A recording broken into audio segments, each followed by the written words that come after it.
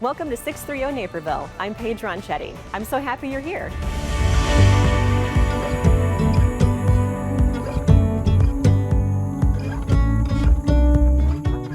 Today on the program, we'll discover how the NPD are true community champions, get tips on building a better charcuterie board, learn how to lower your breast cancer risk, and meet the new president of North Central College. But first, I'm getting strong like a mother while learning 3 postpartum exercises.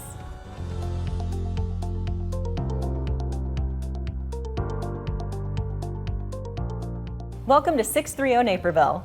Finding the time and motivation to get back into shape after giving birth can be challenging. That's why we have a special guest here today to share some tips and a few exercises for new moms.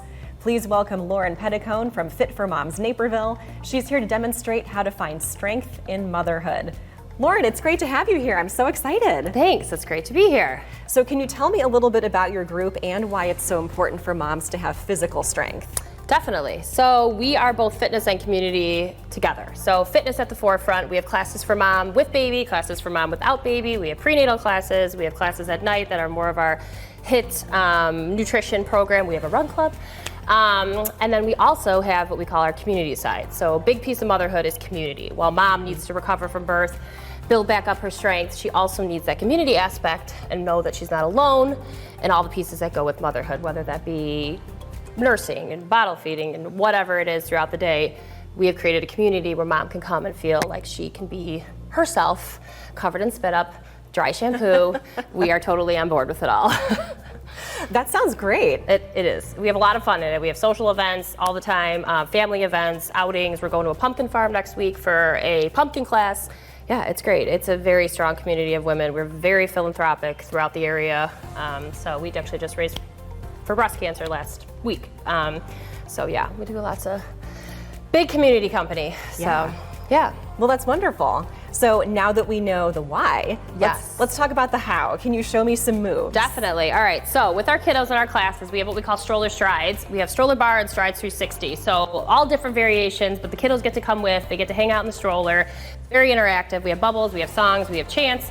So I will show one of the things we do. So we do a lot of call and repeat because mom's busy and mom has babies to tend to. So we repeat ourselves a lot, and also repetition is very good for kids, as we know, as they are learning things. So one of them goes, I'm gonna get you. Mom repeats, you better run. Mom repeats again, I'm gonna get you.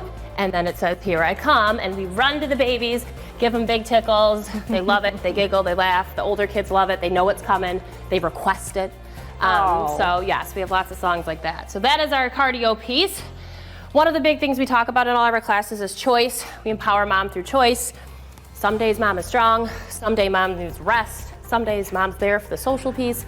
It all goes, and we're happy with whatever mom does when she shows up. So as far as strength is concerned, one of the areas of focus that we really work on is our back. So we're gonna loop our hands through our handles, wrap our hands around. Okay. And again, this is an area mom can choose. She can go tighter, she can go looser, whatever she does. So we're gonna start with our upper back. We're gonna start nice and tall. We're gonna tell mom, pull your pelvic floor in, core in nice and strong, and you're gonna pull that band down nice and tight and bring it back up. So while we are going through the lovely motherhood stage, we are bending a lot in weird ways. We're twisting, putting babies in car seats, twisting, putting babies in cribs, bending over, picking up toys, nursing, breastfeeding, bottle feeding, and we spend a lot of time like this. So we do a lot of this in our classes, making mom's back strong. So pulling the band down nice and tight. We'll then rest, we'll put the band down, and we'll work on our lower body. So we'll sit back nice and deep in a squat. Again, mom can choose. If today this isn't feeling so good, she can stay up a little taller. If she wants to go a little deeper, that is her choice. Sitting back in the heels, focusing on the glutes, which also are a very important component of strengthening that low body to prepare ourselves from birth and labor. Good. So we'll sit back, and then eventually we will combine them. So we will start here. We will come down all the way back, working on our full posterior chain. And 3, 2, and last one. Awesome. Excellent. Lauren, thank you so much for being here. I feel stronger already. Awesome. Thanks for having me.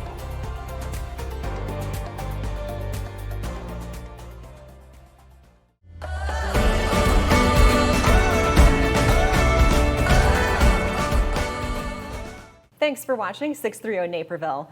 I'm happy to welcome our Chief of Police, Jason Aries. He's here to talk about the police department's commitment to building community relationships and the events and programs they offer to residents where they can interact with and learn from members of the NPD.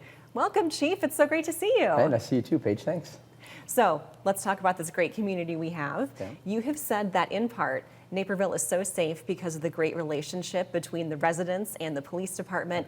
Tell me a little bit about that relationship and how it impacts our safety. Yeah, absolutely. And I think it has to start with the great work that the men and women in uniform do on a daily basis to protect this community, the way they proactively get out there and engage. But the other part of that, because you need this other part, is the way the community engages us. We have a very active community that gets involved. They call 911 when they're supposed to, and they really are our eyes on the street. They're like an extra police force for us. So when something's going wrong or something seems suspicious, they call us, which is exactly what we need to do. Because as much as we'd like to be everywhere at every moment, we just can't. So that's that partnership. A great, hardworking, well-trained police department coupled with a community that's really engaged and cares about that community. Yeah. Well, I think we're doing something right because Naperville is consistently ranked as one of the safest places to live for a city of this size. So what do you guys do to get the buy-in from us as a community to have this partnership with you? Yeah, again, it starts with building that trust, you know, whether that's transparency about what we're doing, how we're doing what we do, but then also getting out there, which is my favorite thing to do, and interacting with the community, whether that's formally through events like Chat with the Chief, our public safety open house we have, or other community events. That's part of it, is being accessible. The other part is just the day-to-day interactions. Our officers aren't just responding to calls for service regularly. If they see kids out playing in a neighborhood in one of their beats that they patrol, they get out and they interact.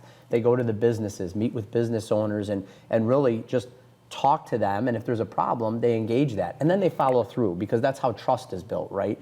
You have a conversation, something's brought to your attention, you say you're gonna do something, and then you follow through on it. So it's really about building that trust and that partnership. Yeah, absolutely. And you mentioned events as well. And I think one of the most visible that you guys do is the National Night Out. And I believe 45 neighborhoods hosted events this year. Is that right? That is correct, yep. Wow.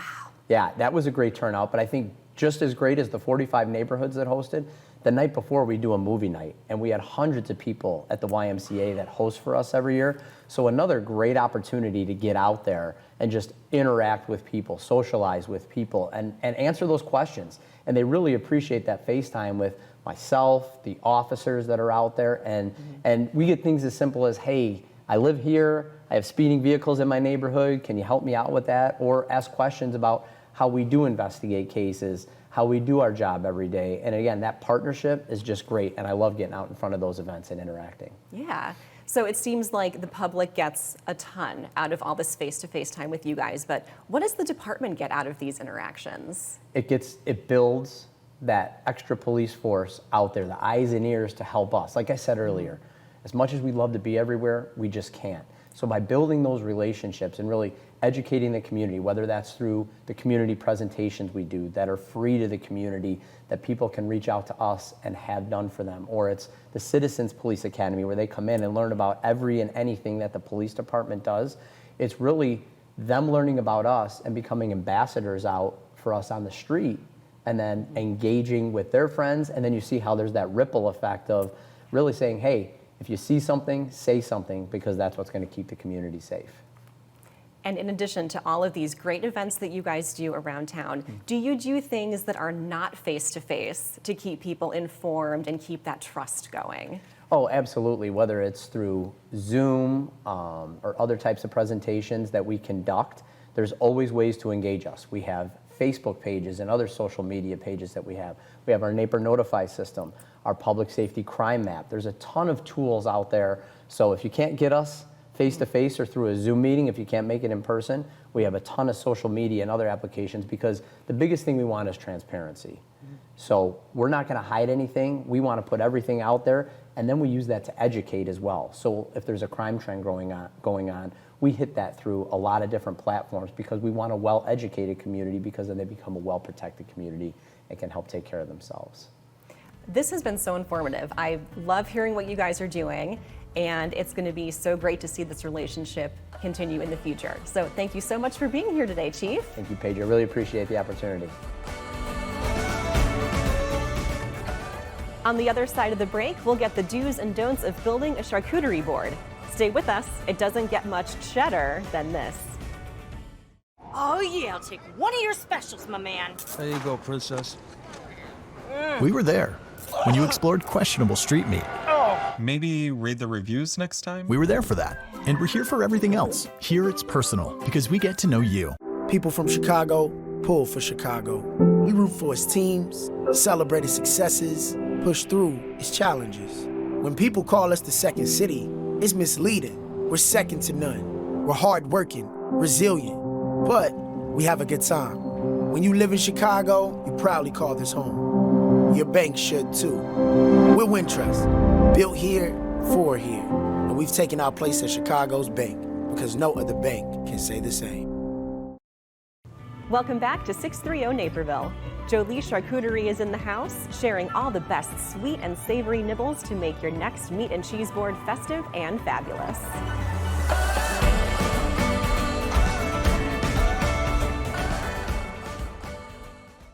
Welcome to Business Forward. I'm Kaylin Risvold, President and CEO of the Naperville Area Chamber of Commerce, here with Chamber member Jermaine Hinton, who is the owner, operator, and grazing specialist at Jolie Charcuterie, why the name Jolie Charcuterie?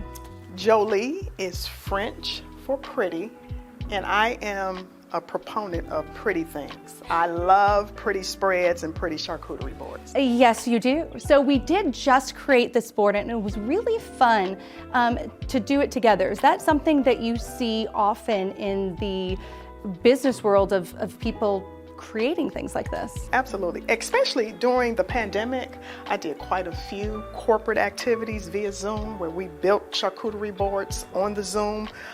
We do holiday parties, anything to do with any type of team building, we definitely do it in the corporate arena. And I love that because there's something about food that just, when you're sharing food, you really cement that relationship and you're sharing something outside of just a lead. There's something really special to that.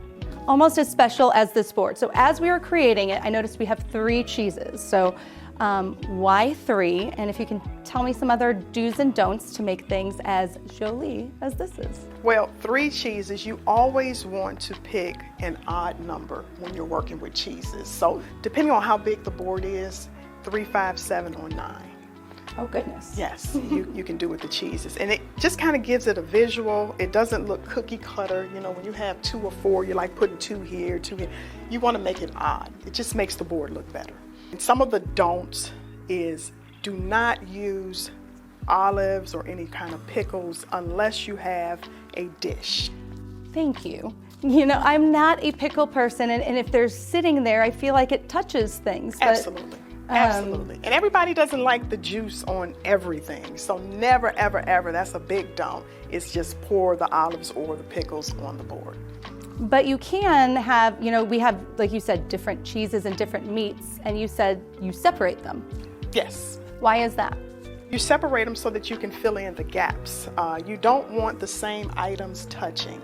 So because of that, you always separate the cheeses and you separate the meats just to make sure they're on opposite sides of the board.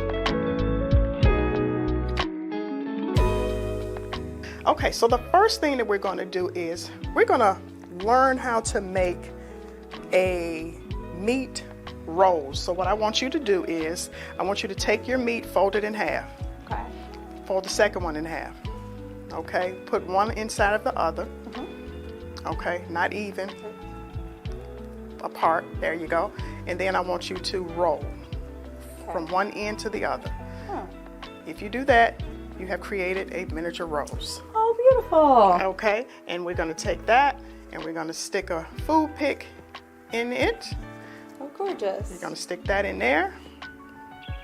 And then Beautiful. It's also grab and go. Yes, it's grab and go. And then we're gonna take those and we're gonna put those in between the 2 cheeses on the board. Grab and go. And where does the chocolate go? The chocolate always goes next to either the dried fruit or either the wafers. Well, I love that the boards have chocolate and something a little bit sweet for everybody. Are you seeing people engage with the grazing boards? Do you have boats? Is it a meaningful experience or something that you can take away and take home? I have something for everyone.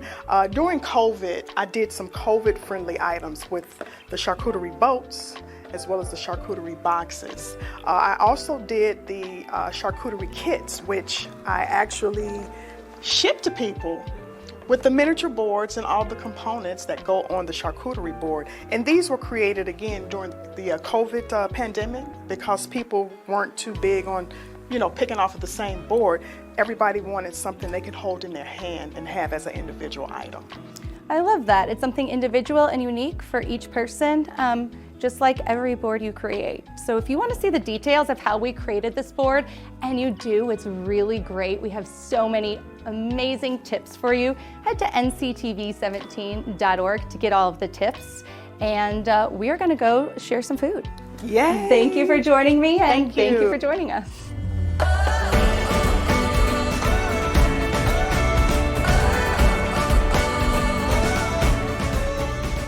October is Breast Cancer Awareness Month, and we're getting some tips on lowering you and your loved ones' risks from Dr. Yuri Zarmenio, an obstetrician and gynecologist with Edward Elmhurst Medical Group. Welcome, doctor. Thank you so much for being here today. Thank you so much for having me.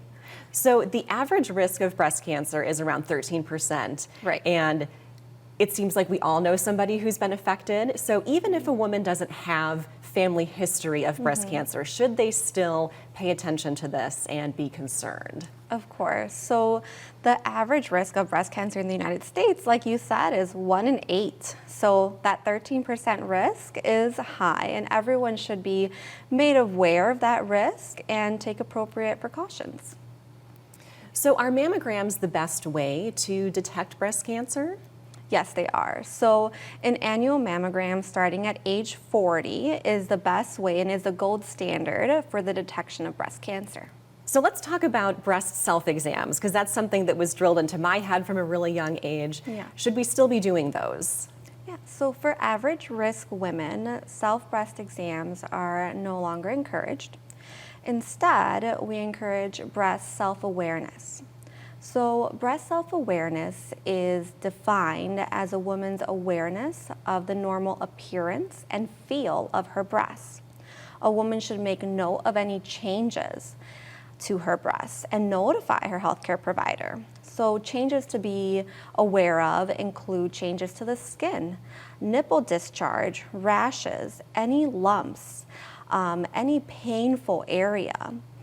Those should all be brought to the attention of their healthcare provider. So yearly mammograms starting at age 40 for women who are average risk. What if you're higher risk? When should we start getting mammograms? If you are higher than average risk, your healthcare provider may request that you start mammograms earlier, like in your 30s.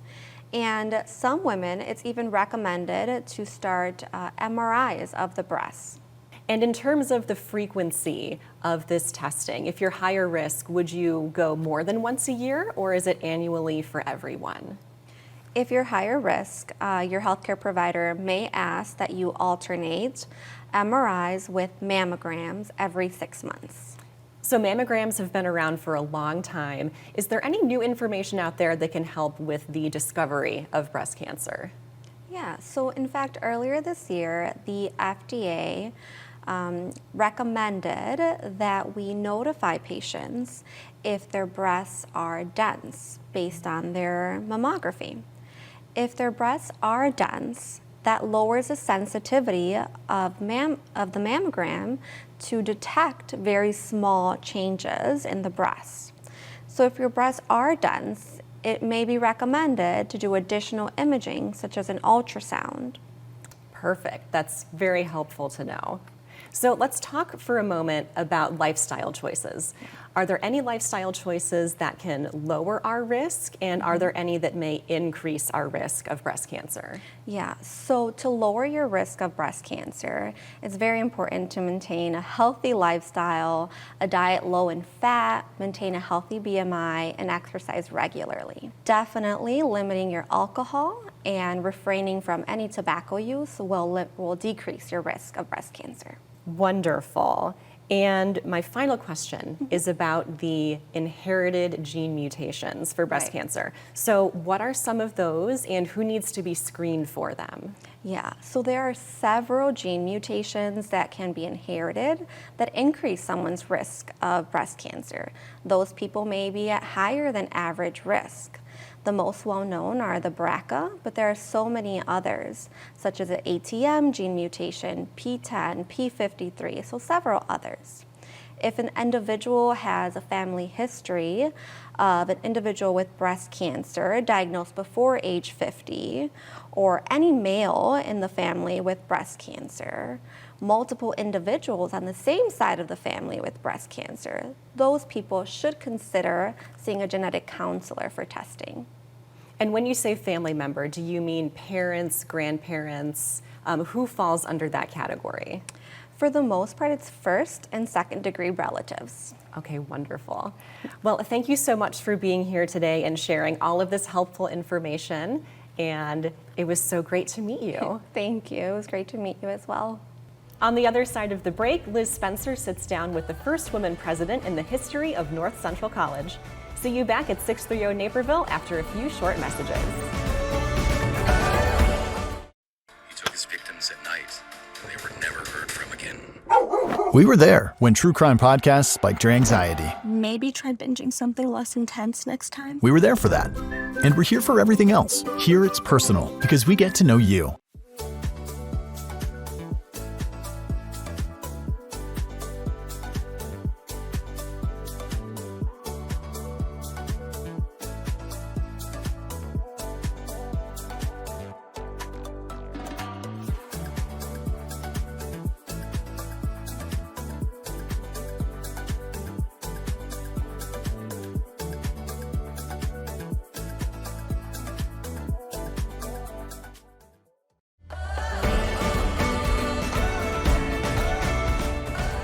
Thank you for joining us on Naperville Notables. My guest today is Dr. Anita Thomas, and she is the newly appointed 11th president of North Central College.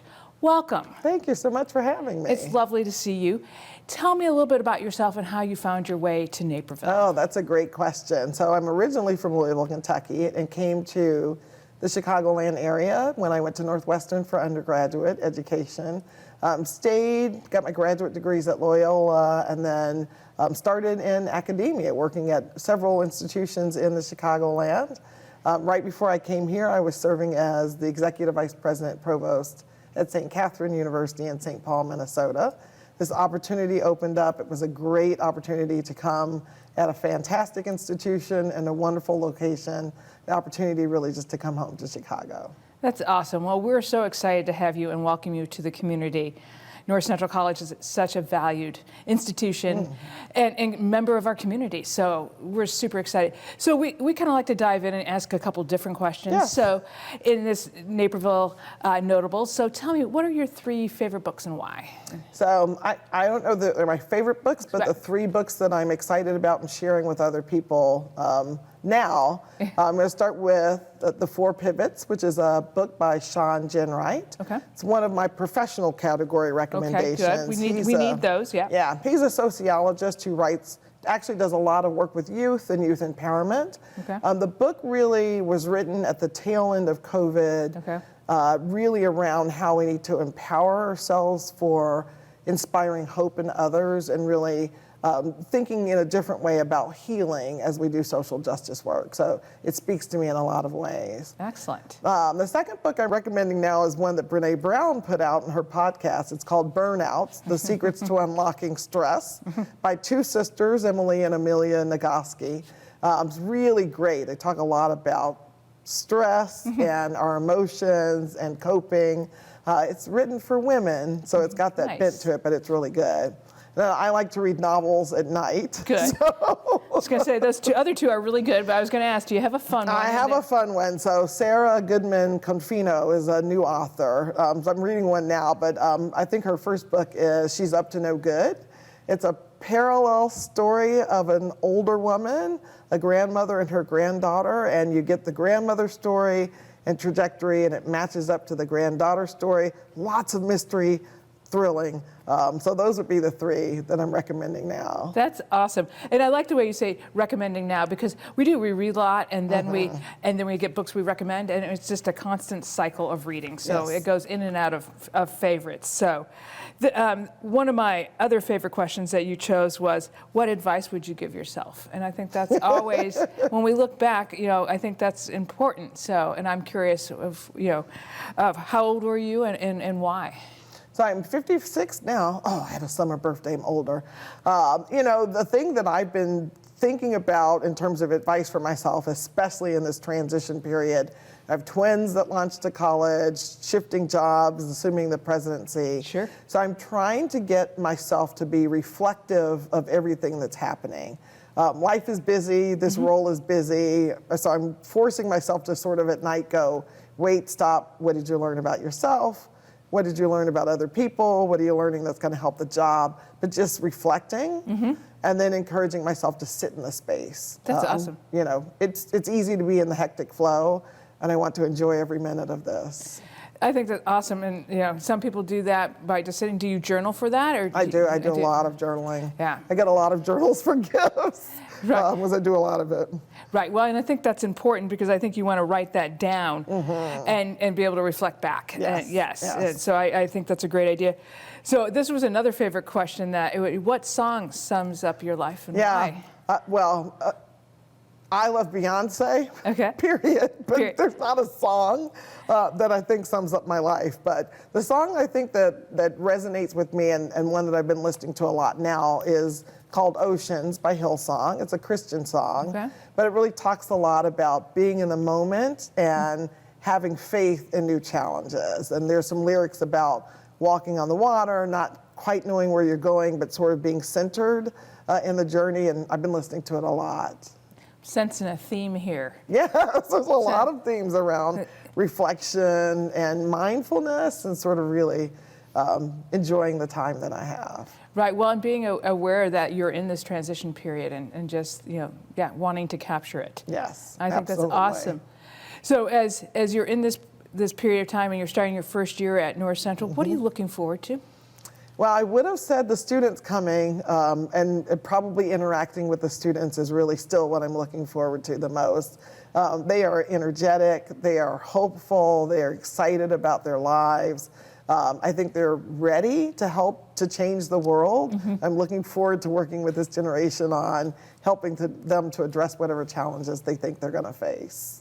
I think that's awesome. And North Central has a great group of students. Absolutely. They come from all over, and they make such a wonderful impact on our community. Yes. Well, we're so excited to welcome you to the community, and we thank you for taking a few minutes out of your hectic schedule off the top of your busy start to the new year to come visit with us. Oh, absolutely. Thank you for having me. It's been great. And thank you for joining me on Naperville Notables. Thanks for joining me here on NCTV 17. And now you know from 630 Naperville. I'm Paige Ronchetti. See you next time.